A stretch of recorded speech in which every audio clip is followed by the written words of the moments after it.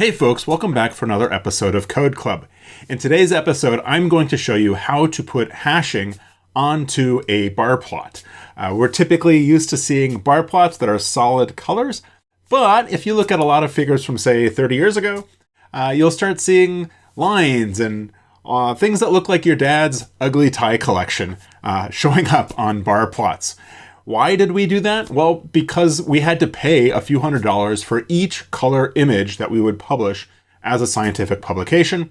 And so to get around the need for color, we put in these kind of designs or hashings into our bar plots and other symbols that we were using in our data visualizations. So fast forward to 2024, I found this paper in Applied and Environmental Microbiology called Strategies for Effective High Pressure Germination or Inactivation of Bacillus Spores Involving Niacin. And so it's an interesting paper. If you kind of scroll down to, I think it's figure 5 down here, was the figure that caught my eye. Here we go. That there were two conditions, one from before heat treatment and one from after heat treatment. And then they used 4 different methods of trying to get the cells to germinate before they'd kill them. Anyway, the before is a solid blue rectangle. And the after heat treatment is this light blue with these lines that are at kind of like a 45-degree angle. In the last episode, I commented on how unnecessary I thought this was. And because I don't want you to think that I'm just a wimp and not willing to figure out how to put in hashings, I'm back today to show you how you would go ahead and put those diagonal lines or many other types of designs onto your bar plots if you, for some reason, do need to have some type of hashing like this. Heading over to our studio here, I have the code that I finished with at the end of last episode. If you want to get this code, go down below in the description. There's a link to a blog post that will get you all of this code that I am developing today.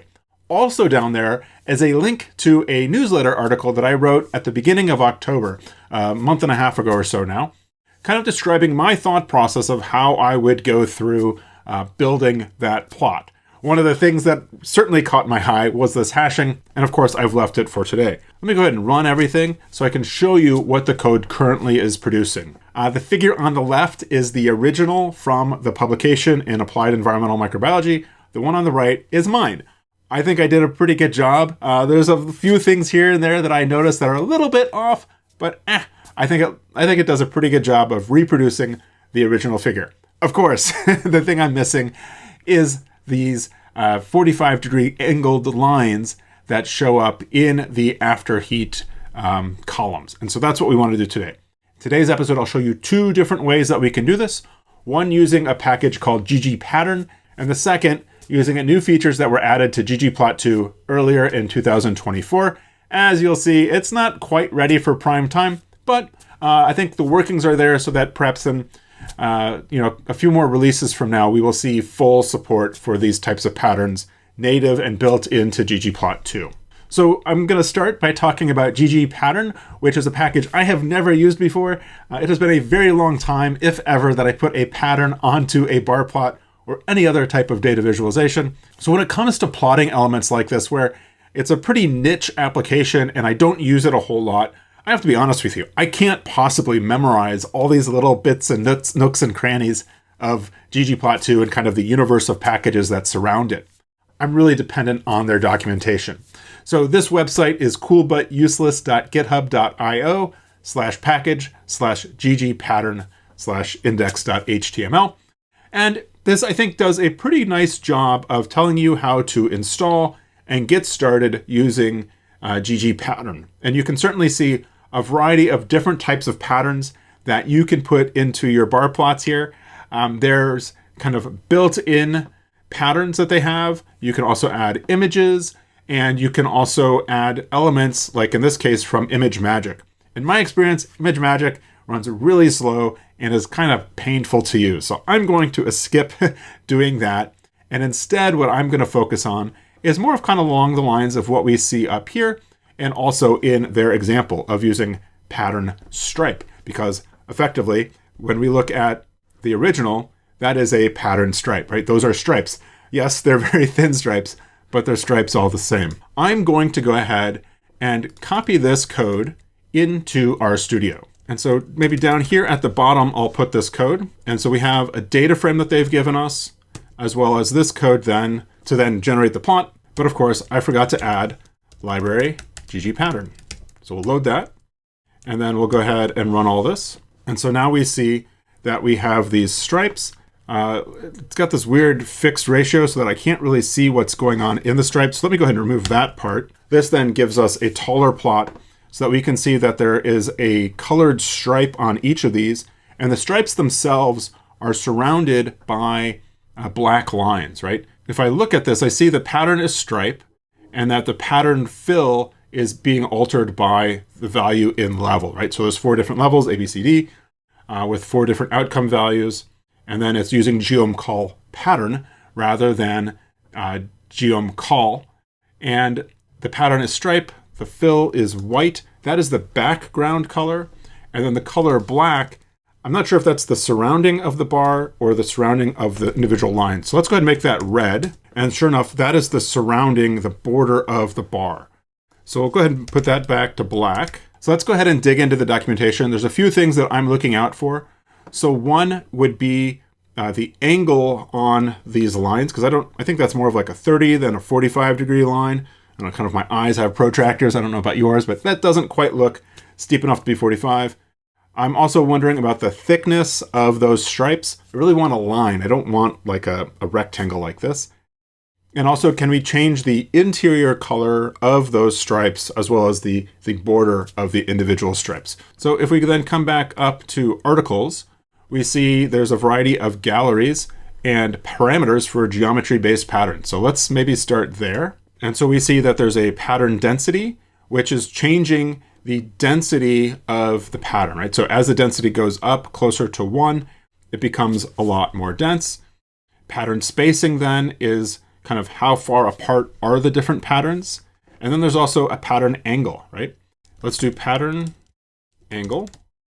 And let's do 45. Yeah, so we see that change there, right? So this was probably about 30, and that's 45. If we do pattern density, so the pattern density then affects the size of each of the pattern elements. And so I want this to be small. So let's try to go down to 0.01. And that gets us basically a black line, right?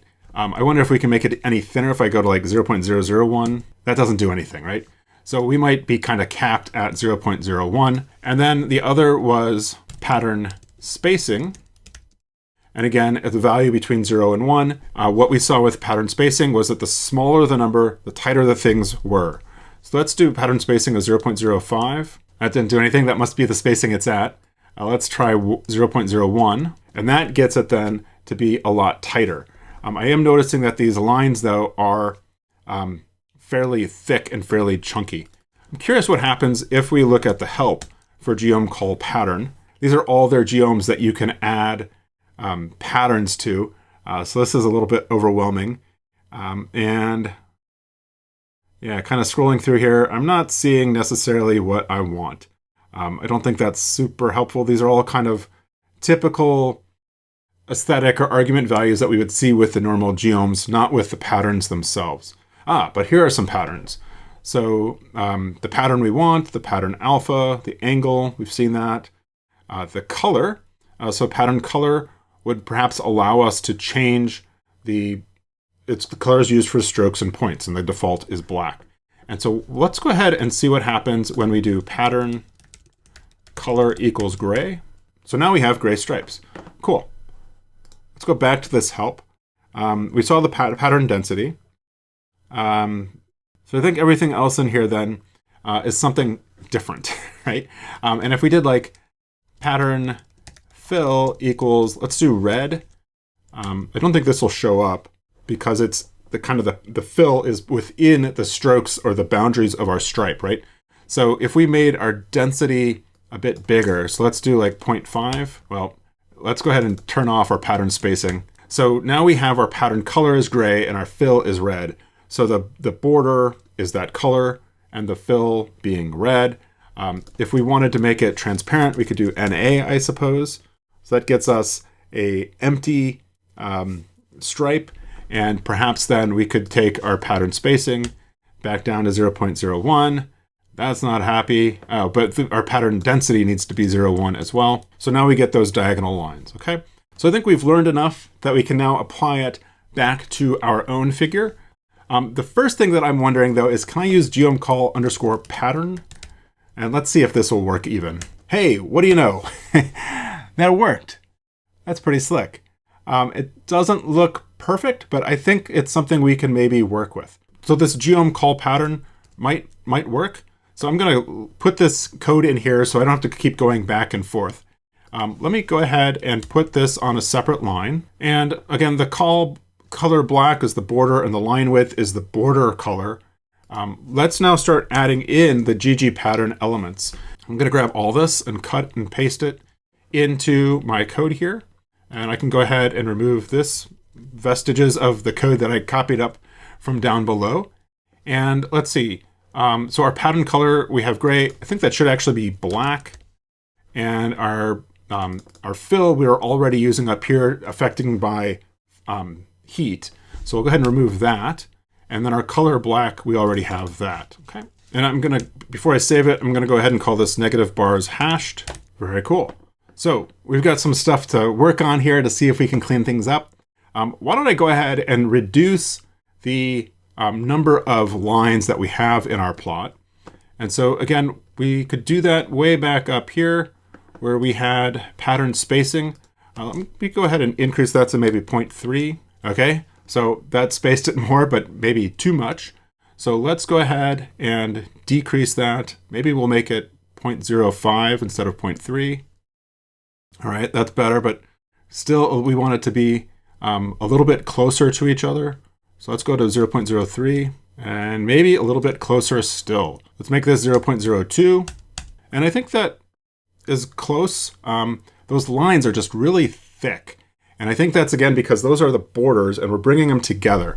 I wonder if there is a line weight argument in the geom_call_pattern. So let's try that. Let's try pattern line width. And let's do 0.1. Yeah, it doesn't like that. There's no line width. So we'll go ahead and remove that. And this might be about as well as we're going to do with that color. Those lines just seem a bit thicker than this. And at the end of the day, it probably doesn't really matter. But I would like to have control, right, over kind of the thickness of those lines. So let's go ahead now and let's remove the lines from our before heat treatment. Certainly don't look at the legend too closely. That's a bit of a horror show. So let's go see if we can change the hashing by each of the treatment groups. So now let's come down here and see how we might do this. Okay, I haven't done this. And so we've got to kind of think about what we know about ggplot2, what we've begun to know about geom_call_pattern, and kind of go from there. And so the pattern is currently stripe, right? So this pattern could be an aesthetic that we might be able to modify by heat as an argument, right? So let's go ahead and try that. So we'll do pattern equals heat, okay? And let's go ahead and put this on a separate line. And then I will comment out my pattern here and see what happens. Cool. Now we have stripes and polka dots. Awesome. So how would we then modify the pattern, right? Well, hopefully you've seen this enough now that you're thinking about some type of scale, right? So let's try scale pattern discrete, okay? And then our name, we're gonna make null. So we're gonna use the same breaks that we had up here with scale fill manual. Actually, I'm gonna grab this and put it right under scale fill manual because it's dealing with the same variable that we're plotting, right? The heat treatment. So we'll go ahead and grab the breaks and then the values. I'm gonna guess none and striped and bring all of that together and another parenthesis here. All right, so it didn't like values. So let's see if we can get help on scale pattern discrete. And we see there's name, breaks, labels, limits, choices. Pretty sure it's probably choices that we want, but let's scroll down here to the argument section and see if there is a description for choices. They put all of their functions together and vector of values to choose from. I'm going to guess that it's choices. So let's come back up here. And instead of values, we'll do choices. And it doesn't know the function for pattern striped. I think it's actually stripe. So let's, yep, I had stripe here, and that's what I wanted. So let's down here do stripe. And so now what we get are no stripes on before heat, but we get stripes on the after heat. Now let's look at this legend. It's a bit of a horror show. And if you zoom way in, as I will do for you here, you can perhaps see that there's some kind of fringe around the border of this legend key element. And that's all of the different lines that we have in the after heat column, but it's compressing them together. And so there's another argument we need to use to separate those out. So if you recall, our geom call pattern help had an argument that had something with the legend in it. So I'm going to scroll way back down here, and I think, let's see. So all these patterns, and then we saw pattern key scale factor. Scale factor in pattern in legend, the default is 1. So let's go ahead and try taking this, and then we'll add that into our stats summary here, where we had all this going on. And I don't know what the value should be, if it should be small or large. The default is 1. That's not working. So let's go ahead and put in 5. There we go. Wow, I actually guessed that the first try, and it worked. What do you know? So this, I think, does a fairly decent job of getting the hashing on our data. So one thing I notice when I look really closely at like this legend for the after heat is that there's a bit of a bleed over of the line over the edge of the key, right? And you can also see that up here in the individual bars, that the line, the stripe, is extending just ever so slightly beyond the thickness of that line. I suppose I could probably make the border of my column a little bit wider. Let's try that, but I'm not going to hold out a lot of hope here. So I had a line width here of 0.25. I wonder what happens if I make that like 0.5. Zooming in on those bars, there's still a bit of a fringe there that I guess you can't really see when it's zoomed out so much. But those thick lines just, I don't know, kind of make it ugly, right? Make it really chunky. We could also change to put a thicker line around our key. We could also modify the border around the legend key with legend.key. We could do element rect. We could do color equals black. It's what it is already. And then line width equals 0.5. A comma there. So that tidies that up a bit, right? So basically we can get rid of that fringe by putting a thicker border around our bars. So again, comparing the two, my version, I've got the same stripes effectively as them. I think this looks decent, but the lines just seem so chunky in my version compared to theirs. I really like kind of the light feel of theirs. As much as I don't like having the stripes, their version was a lot lighter than mine. So besides the fact that I can't get away with a thinner line or thinner stripe than what they have, I think I'm going to have to try a different approach. And so now we're going to try a second approach using some of the new built-in functionality to ggplot2. As I was doing research for this episode, I found this great blog post from back in February of 2024 announcing the release of a new version of ggplot2 3.5.0.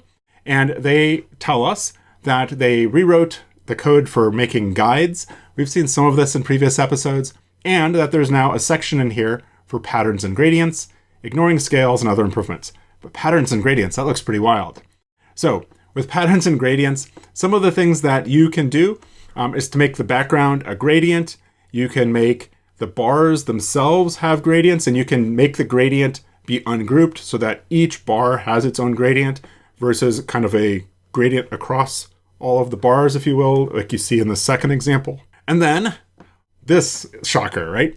That we can make a gradient in one bar, a solid color in another, and then have this really bizarre radial gradient in this third group, and then a checker box appearance in the fourth bar, right? So this is pretty cool. My thinking is that I want something kind of like this checker box, but instead of with checkers or squares, I want those angled lines.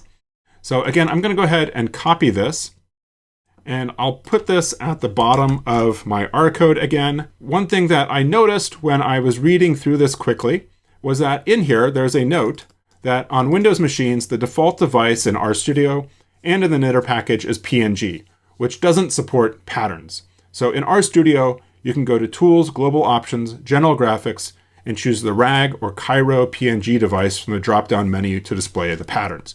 So if you go up to the top to Tools, Global Options, then at the General tab, if you click on Graphics, you will then see Backend Graphics Device, Cairo PNG, AG, Cairo Quartz. I've got Cairo PNG picked. You should probably do the same. Apply, and then click OK, and we should be good to go. So now let's try to run this and see what we get. So running this, I see that it can't find the function linear gradient, which I think is showing up here. And so this is part of the grid package. So I'm going to come back up here and do library grid. And I'll go ahead and comment out the ggpattern for now. So let's go ahead and load library grid. And then we'll come back here to patterns. It's unhappy. So I'm probably copying and pasting and forgetting to get some things that they have. So let's see, where are their colors? So this is their Scales Veritas palette with 10 elements in it. So let's go ahead and plop that in here. We don't need this for our own application, but to recreate theirs, we clearly need it. So we'll go ahead and load this. We now get patterns, and patterns is a list that we see that has a whole bunch of different information in it, right? And so this is very similar to what we did previously with like scale pattern gradient, but this is perhaps a more basic level or stripped down version of that scale pattern gradient discrete function that we used with ggpattern. Okay, so now when we run ggplot, so running this, I don't get any error messages, but I also don't get a plot. So why don't I go ahead and try to save this to the file and see if it doesn't show up there. So I'm not sure why it doesn't show up in the plotting window in RStudio. That might have something to do with it being a PNG format. So this is pretty cool, right? We get a linear gradient in the first bar, a solid color, that lime green. The second then gives us a radial gradient. And then this fourth one is this checkerboard appearance. So if we come back to our code, I'm going to go ahead and copy this down because we're going to do some playing with this patterns argument, right? And so we get a linear gradient with the contours, the solid green, and the radial gradient, right? And so this lime green is like what we have for that dark blue color, right?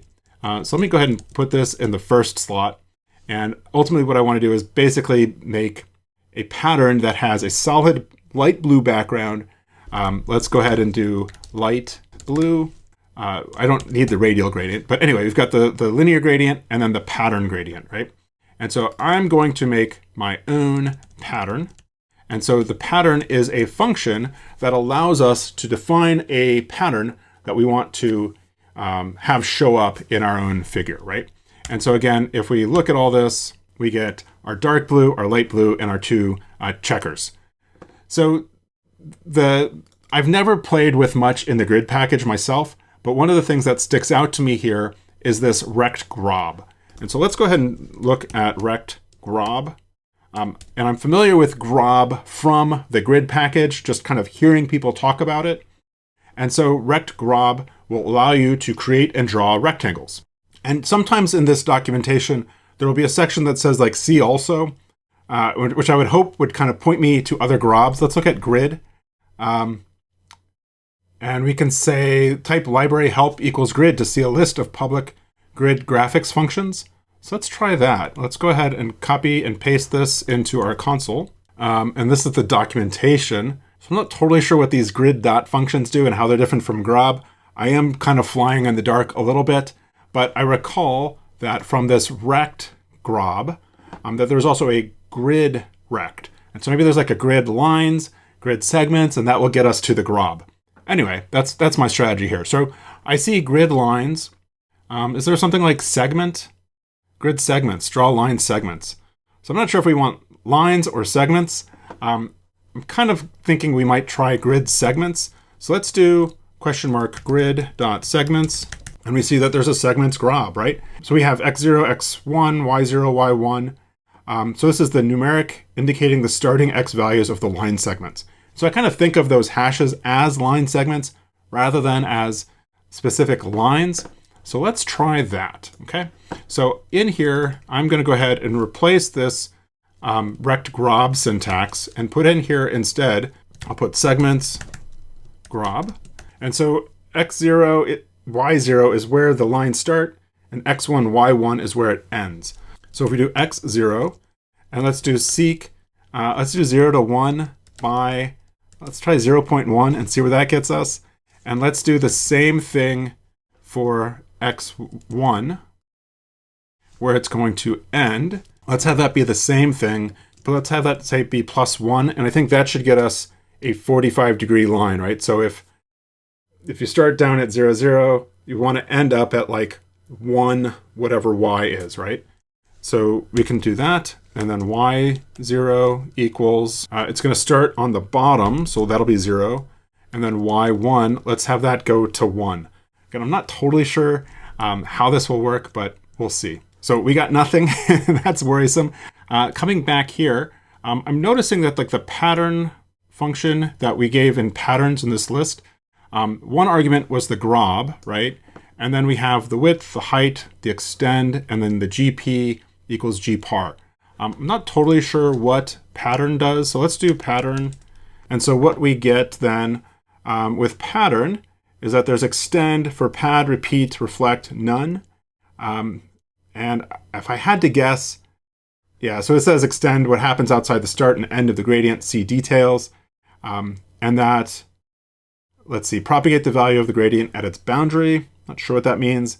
None, no fill beyond the limits of the gradient. Repeat the fill, and then repeat the fill in reverse. So I think we probably do want to say here, extend equals repeat. And then we probably need to do something with this gpar. So default graphic pattern settings for the tile. And so we're going to give it this gpar function, which I'm not sure what that is either. We're just kind of learning as we go, folks. So let's look at gpar. So this allows us to create a set of graphical parameter settings. And there's a variety of named arguments, right? So here are the named parameters, right? So we don't need a fill, but we do need a color, right? So we'll do call for color. It's warning me that I don't have a fill. I'm gonna not worry about that for now. And voila, we get our stripes. Very cool. I do though want a white or a light blue background. So maybe that fill should be light blue. So we'll do fill equals light blue. That doesn't do anything because we have this transparent background, right? So this is a lot like what we had with this rect grob, right? Where the fill was kind of the squares that it was drawing and it was repeating that, right? So I think what we want to do is we want to combine two grobs, right?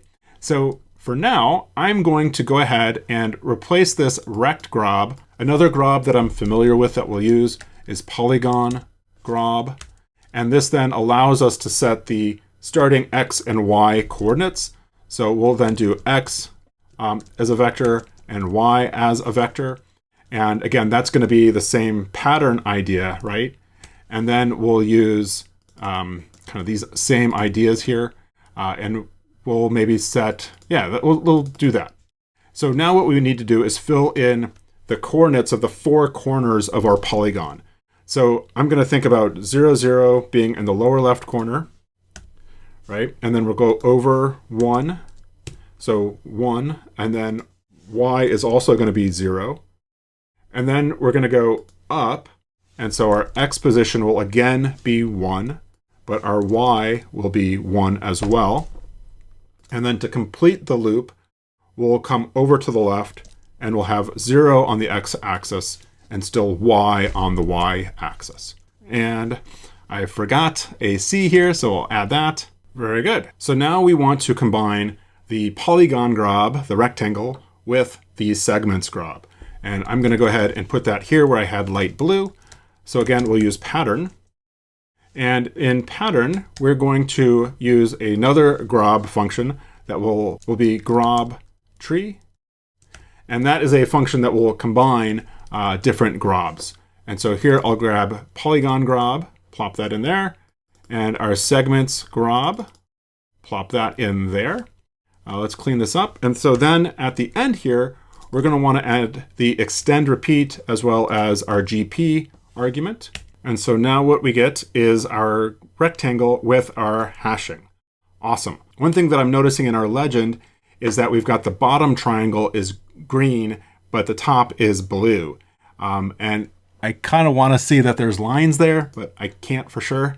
And so maybe within segments grab, I want this to be -1 to 1. And so then that we can see, at least for the one I added to, didn't change the lines in the bar, but certainly did in the legend. So if we did the same thing up here, for the grab tree, we could do -1 to -1. Now we get that solid green square.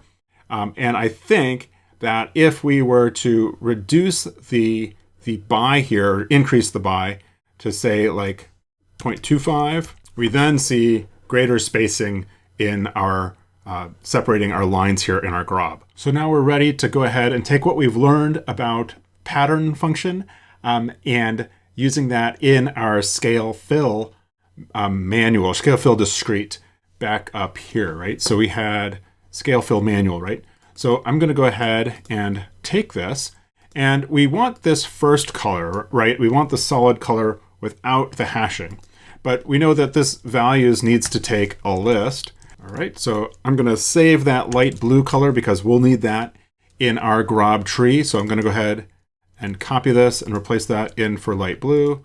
It left out our pound. Our color should be black. And yeah, so let's go ahead then. And I'm going to tidy this up a smidge so that all our code fits on one screen without any sliding back and forth. That always drives me nuts. And I think we're good. Okay, so let me just make sure I've got my parentheses in the right place. All right, so that didn't do anything. Let's come back up here and see if we can't figure out why. We didn't get any. We didn't get any error messages, right, that I can see, or any problems there. Oh, and that's because I left in the light blue color, and so I actually had 3 things in the values section. So let's remove that second one, and wonderful. We get our hashing. That looks really nice. And so in this case, like our hashing in the legend looks good, but our hashing in our plot, not so good. So let's go ahead and increase the frequency of these lines. And so here we had 0.25. What if we dropped it to 0.1? I wonder what that will look like. So I think is a little bit better, but we could probably still go a little bit better more. So we can probably improve that a little bit. Let's go to 0.05 and see if by going to a smaller by value, we increase the number of segments or decrease the increment between the segments. All right, we can keep going. So let's drop it to 0.025. So I really like that look. I'm starting to think that theirs might be at a closer increment than ours, and the lines might be a bit thinner.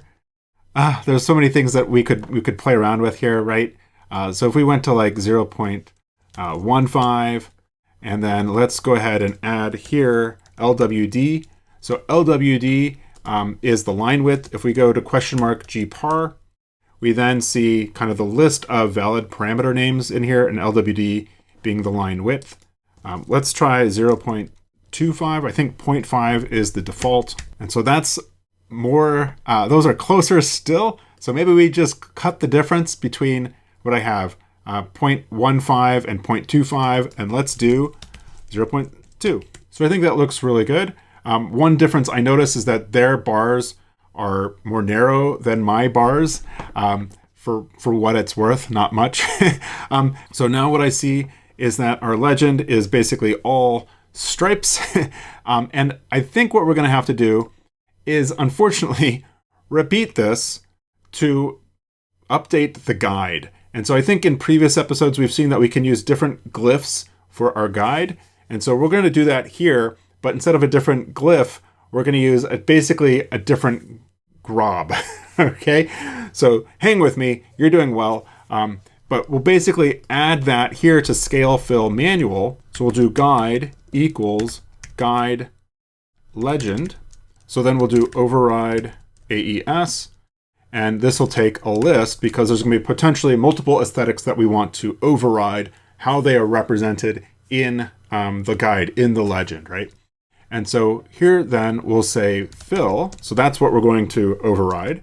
And we're going to then grab this list, right, from basically how we were setting the fill color or pattern. And so we'll go ahead and grab that and then assign that to the fill argument within this guide, right? So this function, scale fill manual, is getting quite lengthy at this point. And sorry for that. And so we now need to double check all of our parentheses. That goes there. And then this, where's this one going? That's going to guide legend. So we need one more close parenthesis. Cool. No errors. We got exactly what we had before. Now what we can do is go back into that override AES guide thing here, right? And so before we were doing it by 0.02. Now let's do it by, say, 0.5 and see what this looks like. And so that then gives us lines that we can see. Perhaps there's not enough. So the density is lower than what we had over here.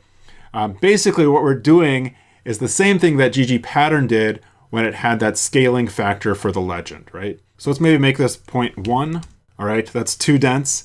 So let's come back and let's increase it to 0.2, and that will probably be good enough. So if we think about these three versions, where we have the original, we have the version I made with the grobs and whatnot, as well as then with ggpattern, we see the data are basically the same, right?